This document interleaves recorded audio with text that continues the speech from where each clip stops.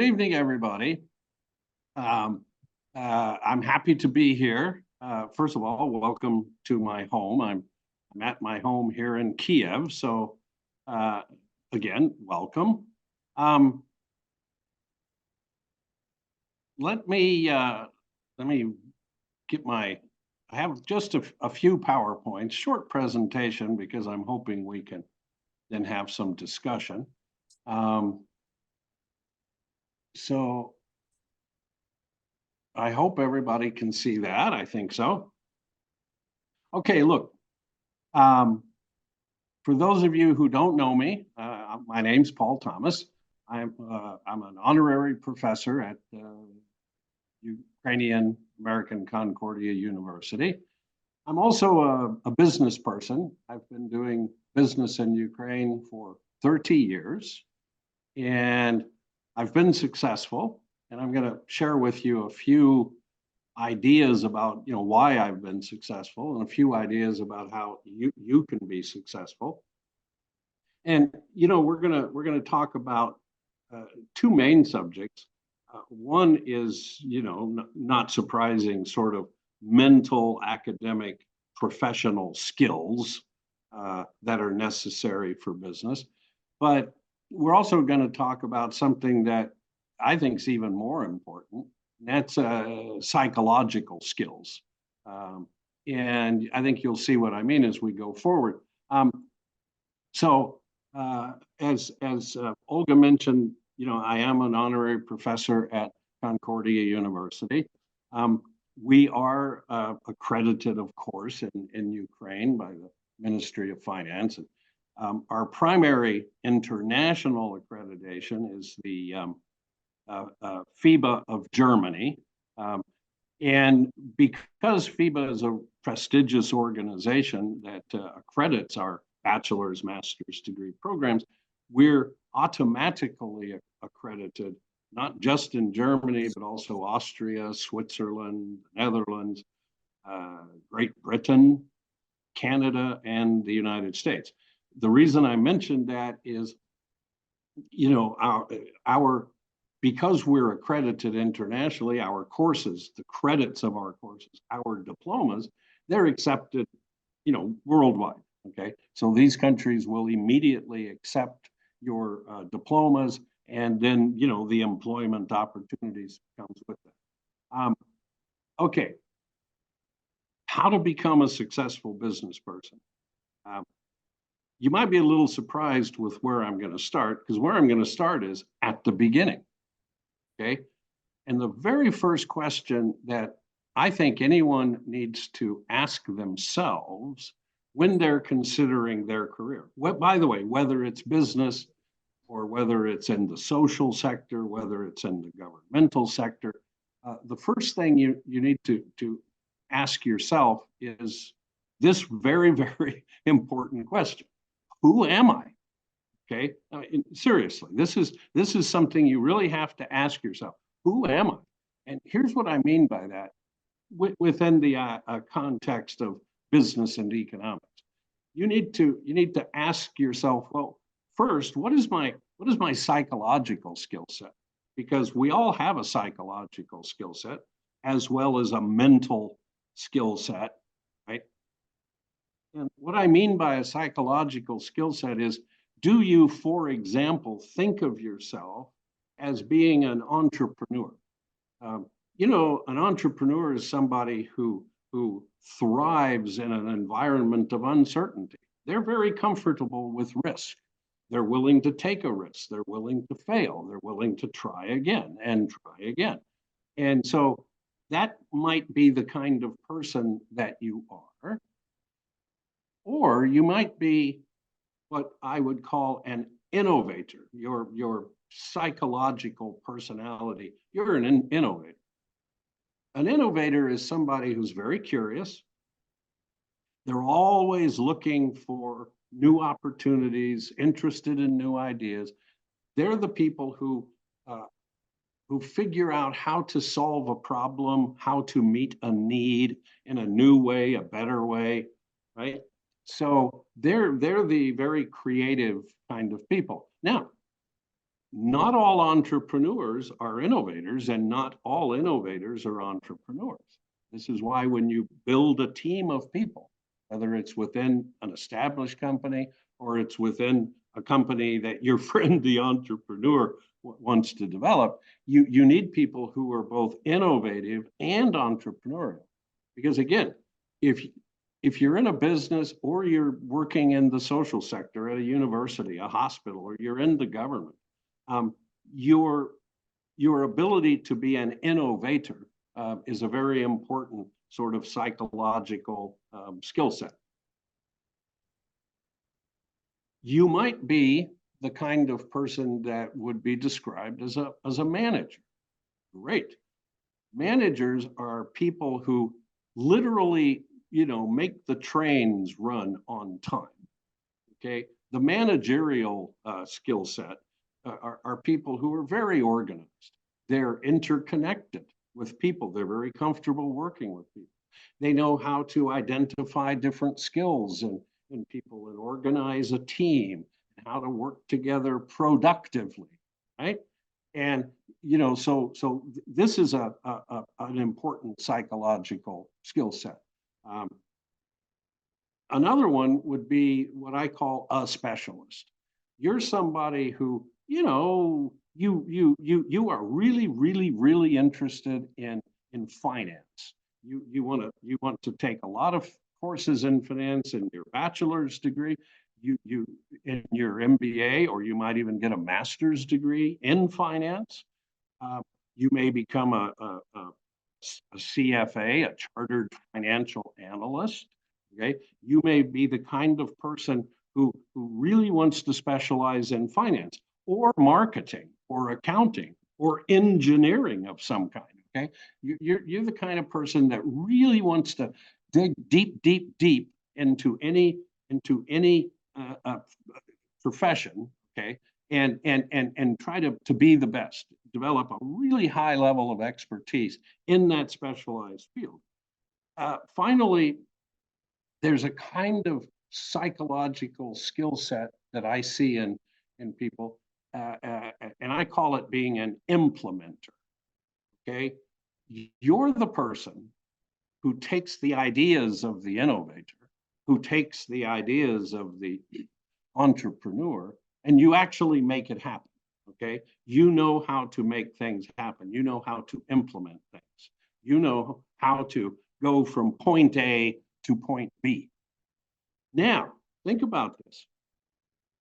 Most people, myself included, are a mixture of these different kinds of skill sets, psychological skill sets. For example, in my case, I'm an innovator and an entrepreneur and a specialist. Now, I've always I've always been curious. I'm innovative. I'm creative. I look for new solutions to old problems. I'm very comfortable being an entrepreneur. I have, because of my professional experience, become quite expertise in certain areas like finance, for example. But I'm not really a manager. In fact, I'm not very good at being a manager. That doesn't fit my psychological skill set. And I'm not that good at being an implementer either. Okay. But I am very good at coming up with new ideas, creative ideas. I've started several companies. I came to Ukraine in 1994 and literally didn't just start a company. I created an entire industry into which I put my company, because the industry didn't exist in 1990. I'm comfortable with that, but I know myself well enough to know that, I'm not a very good manager, not a very good implementer. But this is part of the process of understanding who you are, so that when you go forward in a career, in this case, a business career, you have an idea of already what kind of educational journey, what kind of business journey you want to go on, that's going to take advantage of your psychological skill set. let me draw your attention. We're going to now move to the mental side, okay? Talking about the psychological side, which I think is the most important. But then on the mental side, you have this issue of skills, okay? Tools in a toolbox. That's what these things are. Let me draw your attention to that famous old quote up there. If all you have is a hammer, everything looks like a nail. It's a famous quote. What that means is you can't just have one skill and then expect it for the next 30, 40 years as you participate in many different types of businesses, your own or big corporation or whatever, that you're gonna do well. Actually, you won't do well. You'll fail. If you hire a guy to build a house and all he knows how to do is use a hammer, even if he's the greatest expert in how to use a hammer, well, he's not going to build you a very good house. So this is why, universities develop courses that focus on very specific skills, very specific tools for your toolbox. And I've listed some of these here, the most obvious ones. A couple that I want to bring your attention to: business English. Ukraine, the future of Ukraine is as a global economic power. And it is integrating already into Europe. It has been for some years. It's a major global economy, and it will become bigger and bigger and more important, which means it'll become more interconnected. And if you're going to be involved in any kind of global business, and pretty much everything is a global business nowadays, including education, then business English is a skill. But so is finance, okay? And so is marketing, so is accounting, so is something that I always found as boring as statistical analysis. I had to teach it as a young professor. Again, whether you want to specialize in a certain area, say finance, you still must develop a working knowledge of all of these areas and more. Okay. What I mean by a working knowledge is that you understand the subject well enough to be comfortable working on a team with a specialist, so that when the specialist is giving some advice, let's do it this way, maybe we should think about doing it this other way, you have enough knowledge of finance or enough knowledge of accounting to be able to, intelligently interact. You will have your tool set of expertise. Everyone you work with, clients, employers, team members, business partners, they're going to have their special skills that they're most comfortable with. But everyone needs to have, if you're going to be in business, a solid working knowledge of these subjects, which is why these subjects are put into every business degree, bachelor's, master's degree program there is. Couple of these are becoming more and more important. Human resources, for example. How to recognize the skills, technical and psychological, in other people, how to organize a team, how to motivate a team. Right? This is becoming more important as we shift, away from the old corporate vertical power structure into a more horizontal, networked, interconnected way of doing business and working with people. So human resources is also something that's a real subject that's very important. And I listed international economic relations because, a country like Ukraine will have, it already does have, and it will have increasingly more export industries and import sectors, which really requires knowledge of international economic relations. It's very hard to sell a product, any product, a physical product, some software application. It's really hard to sell any product or any service to some country if you don't know anything about that country and you don't understand the different tax policies and fiscal policies and trade policies. So companies involved in export industries, large companies, have a real demand, a real need for people with skills in international economic relations. So if that's the kind of skill that you're comfortable with, pursue it. Okay. As I mentioned, our university, every good university, recognizing these psychological skill sets and recognizing that mental tool set, okay, they design their academic programs that will then allow people to specialize, in the areas that are most comfortable for them. So this is why we have a degree in management, because there's a lot of people, fortunately, whose skill set is a sort of managerial skill set. And so these are the subjects that they want to focus on the most. Okay. It's the same with international business or a combination of business and management. Okay. What we do at Concordia is we recognize what I've been talking about, the psychological skill set, the mental skills that you need to match your psychological interest.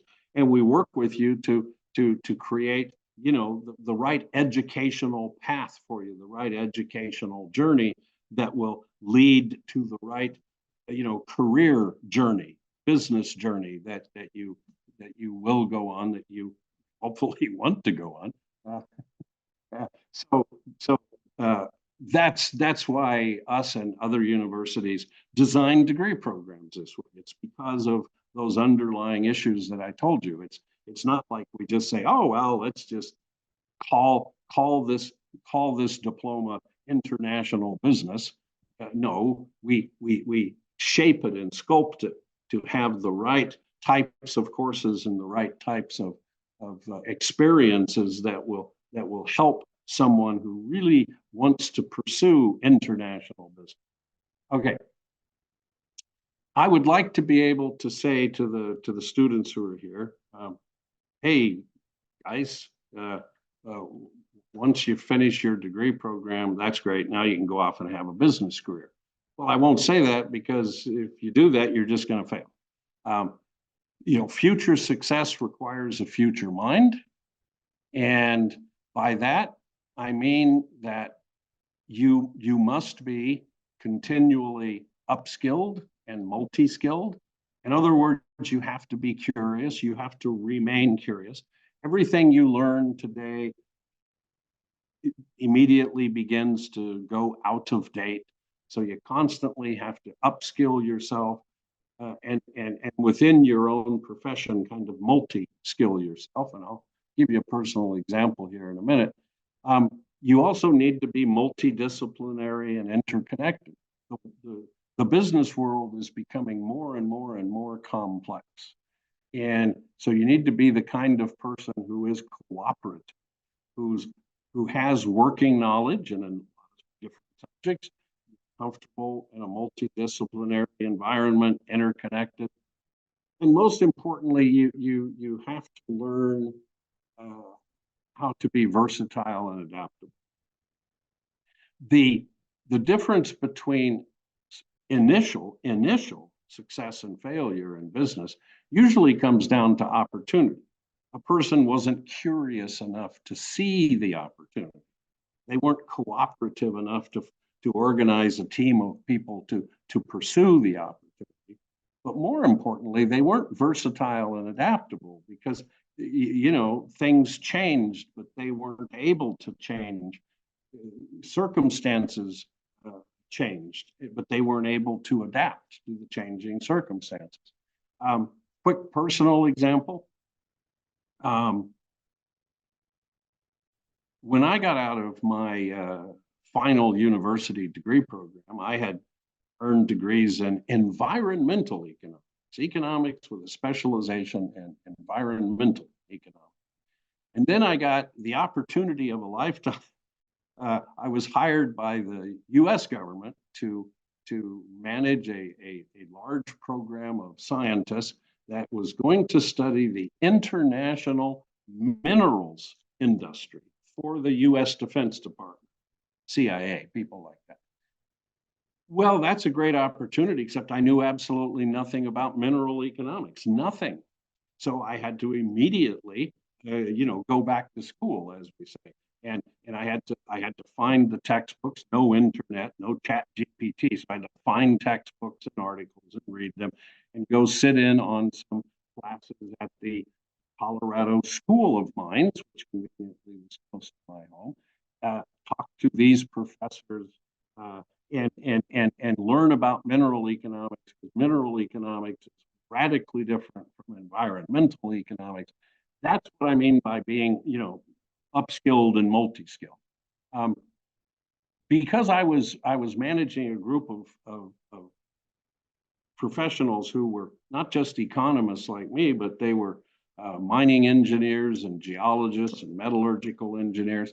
I had to develop a multidisciplinary working knowledge, not go get a degree, not be a specialist, but develop a working knowledge of, geology and mining engineering and metallurgical engineering, or how could I organize very, high level complex research studies that would answer the questions that our military wanted answered.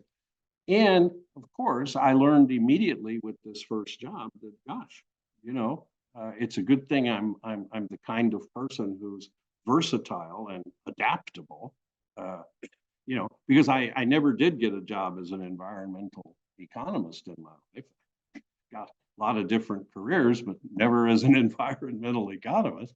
So you got to be versatile, you got to be adaptable. You plan for one thing, and then the world says, "Not sorry, Paul, it's going to be something totally different." This is really important. Be curious, be cooperative, be creative, no matter what kind of business that you're aiming. Okay, now let's move to something that is a pure business subject. For those of you, especially those of you who are innovators and entrepreneurs. Business success requires vision. Okay, and here's what I mean by that. Before you decide, let's assume that you're an entrepreneur, and an innovator. You've got a good idea about a new product, a new service. Well, before you actually do anything on your brilliant idea, you need to answer two interrelated and incredibly important questions. And they are those: what problem am I solving? What need am I fulfilling? This is how markets really work. Markets really do work this way. It's not like, oh, well, we'll just have the best marketing campaign. We'll have the best brand, and we'll have really cool people do some videos and make some Instagram. No. If you want to sell a product, if you want to sell a service, you have to convince your customer that you're solving their problem, that you're meeting their need, and you're doing it better than the competition. Okay? So here's a very specific example. It's a famous example. I learned it from a professor who learned it from another professor who learned it from another professor. But it makes the point very, very well. Okay? And here it is. Stop for a minute, look at the picture, read the words. No one needs a drill. And I'm here to tell you that no person ever, at any time, anywhere, not you, not me, not anybody, has ever needed a drill. Nobody needs a drill. I don't need a drill. You don't need a drill. And even this guy right here, he doesn't need a drill either. Okay. Oops. There he is. He's back. What this guy needs is a hold. I hope everybody has been able to see my slides. I hope so. What that guy, even though he's holding 2 drills, he doesn't need a drill. What he needs is a hole. Okay. He may need a hole in wood. He may need a hole in metal. He may need 1 hole, 1,000,000 holes, a small hole, a big hole. Doesn't matter. He needs a hole. And so he looks out into the marketplace of solutions, because that's what markets are. Okay. They are solutions. Okay. I hope everybody can see these slides. I'm having an internet issue here.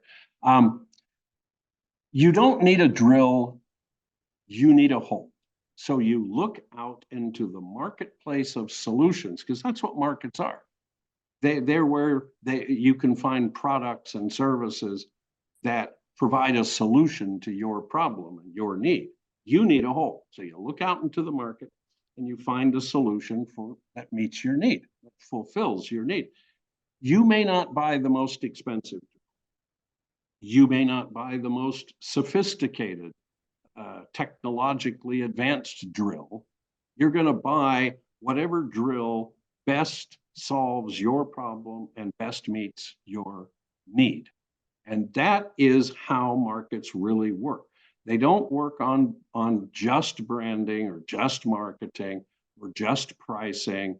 Okay, they work because you as an entrepreneur or you as a manager in a company is offering products, offering solutions that people want, because it's your product, your solution solves their problem, solves their need.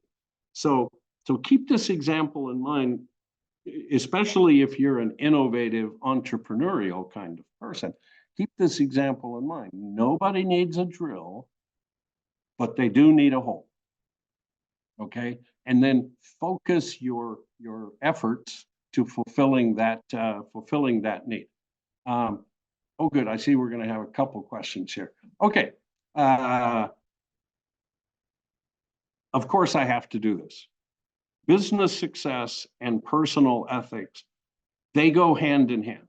I am here to tell you that if you want to be successful in business, you need to be an ethical person. Okay? Because if you behave in any other way, it will catch up to you through time. There is a thing called reputation. Okay. And so I came here in the 1990s to do business, and it was kind of a wild place to do business. But I was determined, and have always been determined, that no matter what happens, whether I'm succeeding or I'm struggling with my businesses, I have several, that I will always behave in a personally ethical way. And here's why. Okay, I'm going to put some dollar figures on here. When we talk about ethics, we're talking about honesty and integrity and respect. Respect for your employees, your partners, your investors, your customers, respect for everybody that you're dealing with. Okay. And if you create a personal brand, okay, I hope you don't think that I'm suggesting branding is not important. Branding is important, especially your personal brand. So if you create a personal brand, that you're honest, you have integrity, you respect people, then your personal brand is going to be Paul, the guy who's 100% reliable. That's when you start making more money than you really thought you could. Companies will pay more money for a smart guy. I'm not the only smart guy in Ukraine, but they will pay more money for a smart guy who they know with certainty is 100% reliable. Oh, this Paul, he wants more money than his competitors. He actually wants a lot more money than his competitors. I'll pay that. I'll pay that extra money because this guy, if he says he's going to do it, he'll do it, and he'll do it right, and he'll do it on time, right? And he'll have the interests of his client in mind, and I'm willing to pay extra money for that. Okay, and whether I'm buying his physical product or whether I'm buying his intellectual capital as a specialist, as a consultant, I'll pay more money to get this guy who's reliable. Why? Because the risk is less. Okay, the risk is less. The risk of failure, the risk of problems is much less, and I'm willing to pay for that. So it's not just that personal ethics is the right thing to develop within yourself, but you can and you should, I do, turn your personal ethics, your personal brand into more money. Okay, and so I just can't emphasize that enough. Now, we're living in a new world. I mean, we really are living in a new world. 2024 is not, 1994. Okay, this is a new world, and in this new world, if you're going to be involved in any kind of business, again, whether you're we'll call it human activity, whether you're involved in any kind of human activity, whether it's in the business sector, the governmental sector, the social sector, you must consider society and the environment. Okay, we don't have a climate crisis just because. We have a climate crisis because we created a climate crisis.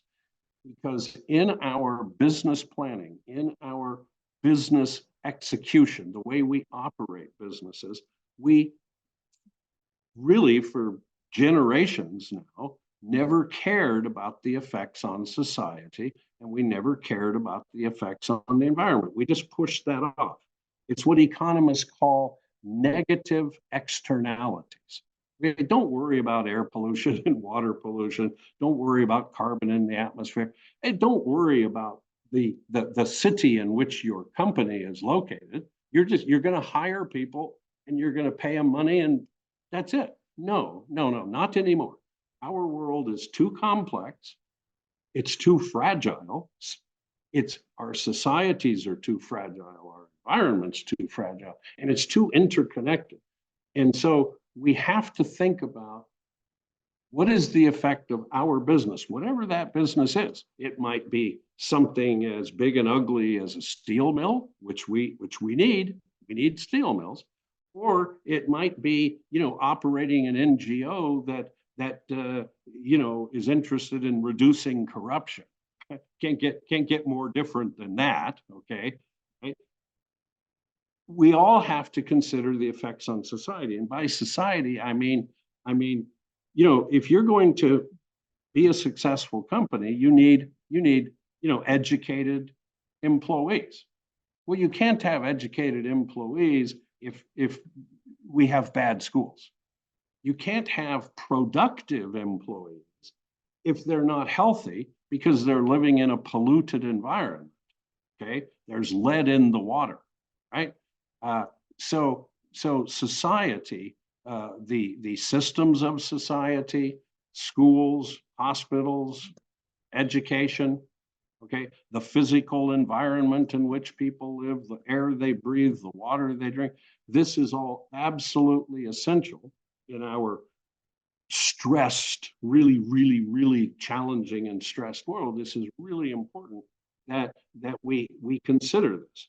And through time, what's happening is industries, especially governments, especially investors and consumer groups, are putting huge pressure on businesses to stop destroying the very societies in which they operate to make money.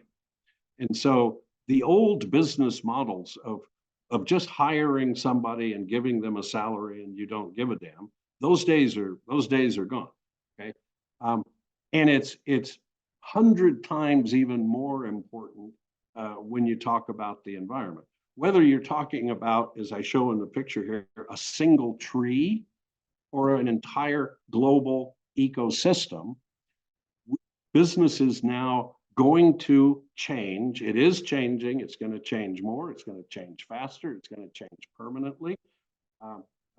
All of society and its organs of society, its governments and its social groups are putting huge pressure on companies to operate in a way that does not degrade or destroy the environment. So in all your business planning, you need to bring these issues into your planning and your operation. Okay, your supply chain management. Okay, your supply chain cannot now be, a source of pollution and environmental damage. You can't do that anymore. So this is why, by the way, we put a big emphasis in our courses, in our academic programs, concerning sustainable business, sustainability management, just economic, social sustainability, as well as teaching you how to operate a business and make a profit. Okay, so this is really crucial, and so let me sum this up so we can get a few questions, not spend all day here. If you want to be successful, you have to think about, how can I be sustainably successful, right? And for people, that means what we've talked about, continually learning. Your business partners, your employees, okay, your entire organization. Everybody has to be continually learning, upskilled, multi-skilled. You have to be resilient and adaptable. I just can't emphasize that enough. Okay, look, I've had three or four or five even radically different careers. I've been an entrepreneur who's started businesses in several countries. I've worked for big corporations. I've worked for the U.S. government. I've been a university professor at several universities. These are radically different careers, and I like to think I've been successful, and I think I have been actually successful, but I have to think it's not because I'm the smartest man in the world, because I'm not, but I am resilient, okay, and I am adaptable. I mean, nothing stops me. I'm like a Terminator. If I have a goal, I'm going to just keep going and going and going until I meet the goal. I mean, I'm resilient. Don't care how much I have to work, how long it takes, how difficult, and I'm adaptable. When I left America and came to Ukraine to create an industry, create a company, you couldn't have. I might as well have, in '94. I might as well have gone to the moon, right? I mean, there's a big difference in those days between America and Ukraine, and I had to come over here and be really adaptable, because absolutely everything was different. Everything was different. So I'm just going to emphasize that, especially those of you who are interested in being an innovator and an entrepreneur. You have to have vision. You really do have to know the difference between a drill and a hole, and the fact that nobody needs a drill, but they do need a hole. And you got to focus yourself, your product, your service, your company on that vision. And no matter what problem or opportunity that you see, you have to first stop and ask yourself those questions. Okay, what problem can I solve to make money, to be a successful business person? What need can I meet? Okay, and again, behave ethically. I've talked enough about that, but it's really important, because that's your personal brand. Okay, and for companies, whether it's your startup company or the largest company in the world for which you go to work as a specialist, a manager, whatever, we have to have business that is profitable, but without sacrificing sustainability. because we just can't afford to do that anymore. Okay. Those days are over. And specifically what I mean about don't sacrifice sustainability is you as an entrepreneur, a manager, a specialist, an innovator, your own company, a huge company, the government, I don't care. You have to be socially responsible. And you have to think about, how can I be successful? How can I make money, right? But at the same time, nurturing and improving social capital, human capital, okay? The people with whom I work, the community within which I live. And again, this applies even more so to being environmentally responsible.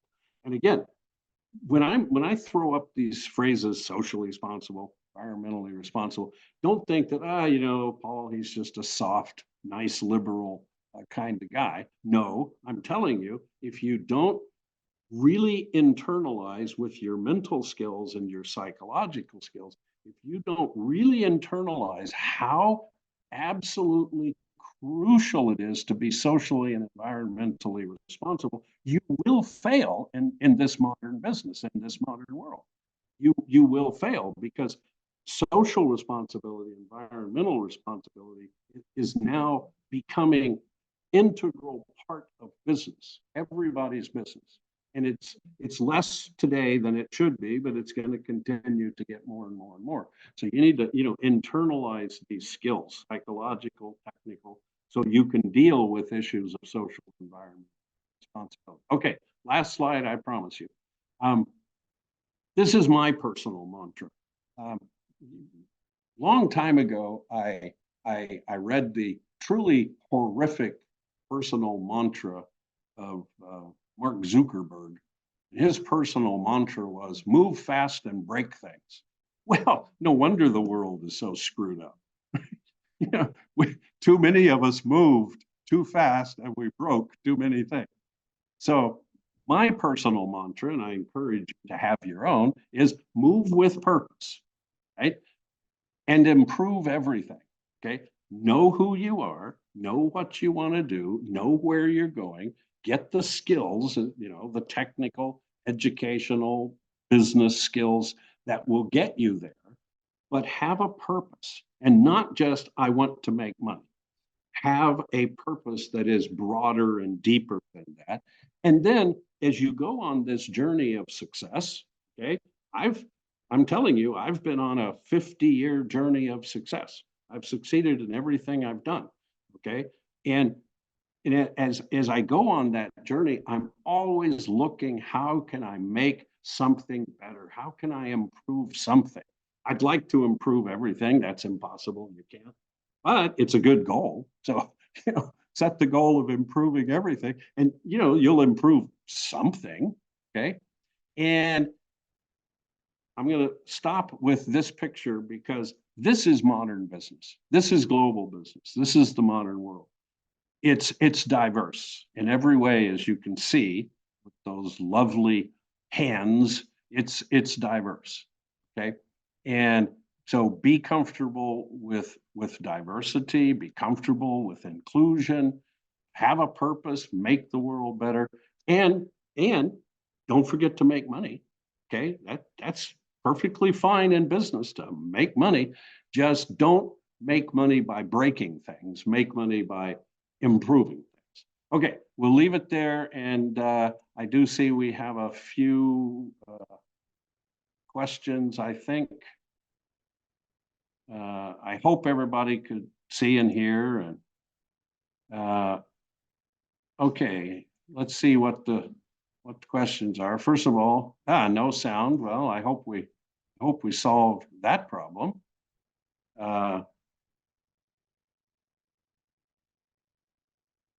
Okay, this is a long question. Okay, the man's supposed be supporting. Just give me a second. So,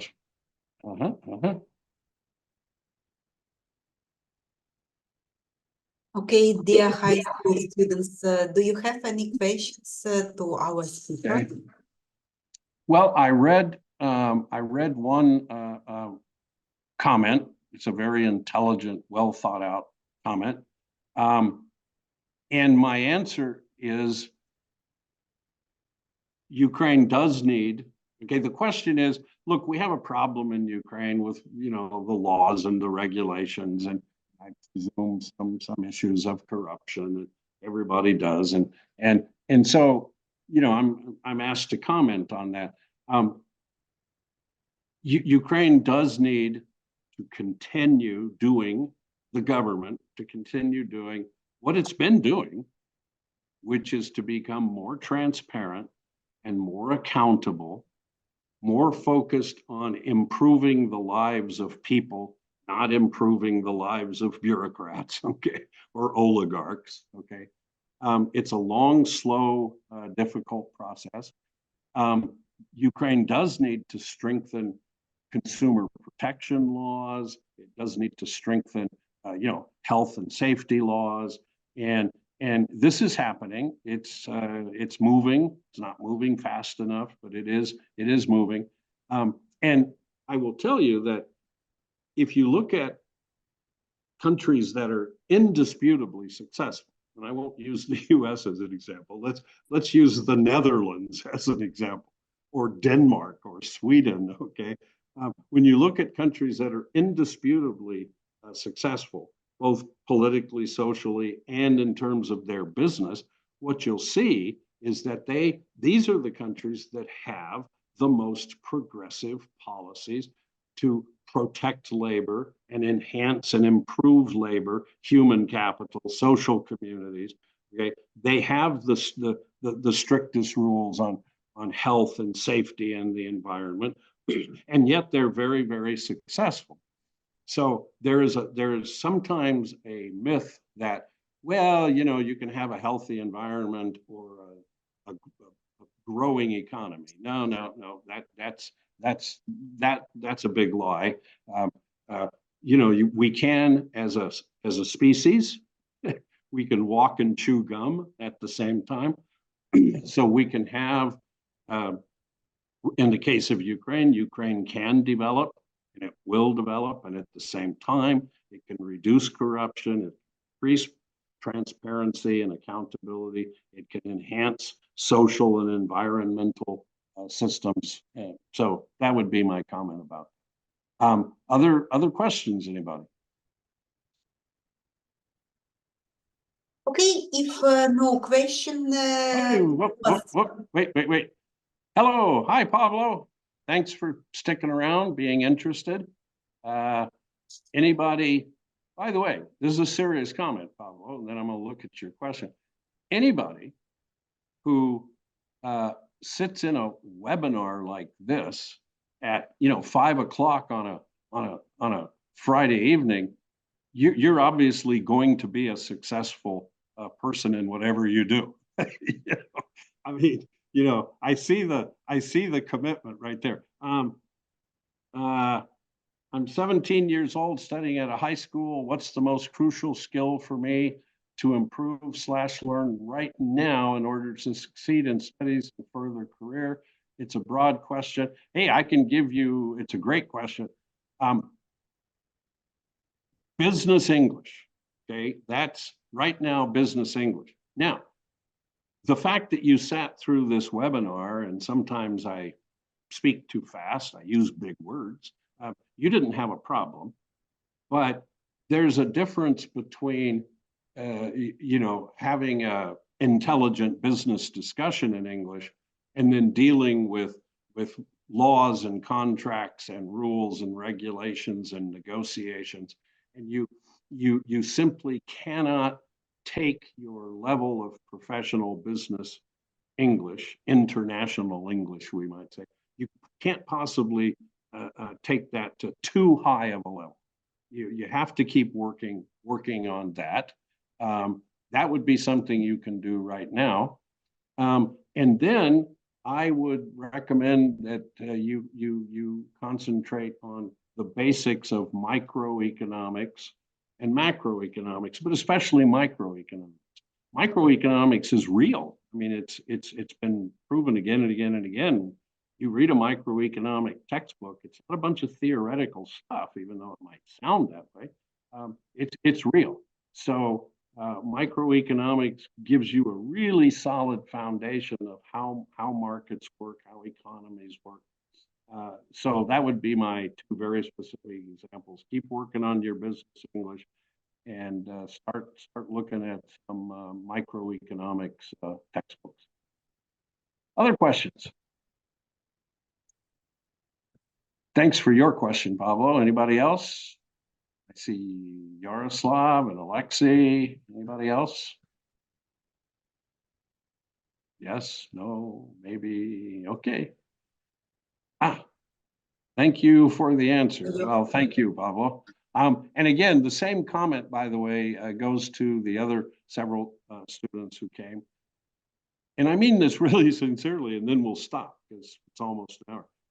If you're the kind of person who says, well, you know, I want to be successful in business, except on a Friday evening, well, okay. If you're the kind of person who says, I want to be successful in business and I'm going to sacrifice an hour of my time on a Friday evening, I guarantee you have the psychological skill set that it takes to succeed in everything you want to do, whether it's business or anything else. There's no substitute for commitment. So there you have it. Okay. Olga, any? Oh. Yeah. As I see no comments from our. I'm seeing a comment. Wait, hang on a second. There's another couple of comments. Do you have to spend your time on things which don't help you? For example,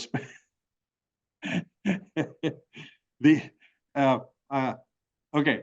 So the question is, I love it. Do you have to spend your time on things which don't help you in your career? For example, fishing or martial arts? And the answer is, never let your career interfere with your hobbies. And I mean that sincerely. I'm not trying to make a joke. You'll notice I kept talking again and again and again and again about psychological.